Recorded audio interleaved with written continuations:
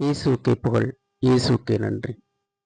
தேவ அன்னையின் மன்றாட்டு மாலை சொல்லும்போது, உலகத்தை மீட்டு ரட்சித்த சுதனாகிய இறைவா, எங்களை தயவுபண்ணி ரட்சியும் சுவாமி என மன்றாடுகிறோம். ஆதி பெற்றோரின் பாவத்தால் இறைவனின் கட்டளைக்கு கீழ்ப்படியாமல் சாத்தானின் சூழ்ச்சியில் வீழ்ந்தமையால் விண்ணக வாழ்வை இழந்த இந்த மனு குலத்தை மீட்டெடுக்க இறைவன் தன் இயல்பிலிருந்து மாறி மனிதனாகவே அவதரித்தார். இதனை புனித அகுஸ்தினார் இவ்வாறு குறிப்பிடுகிறார்: மனிதர்கள் தேவர்களாகும் பொருட்டு தேவன் மனிதனானார். நம் பாவங்களுக்கு பரிகாரமாக இறைவன் நமக்காய் கல்வாரியில் பலியானார்.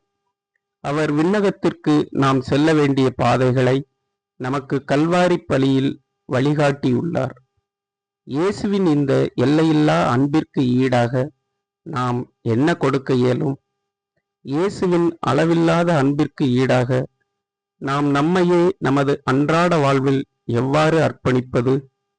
இதற்கு முன்மாதிரியாய் வாழ்ந்த தேவ அன்னையை பின்தொடர்வது சாலச் சிறந்தது.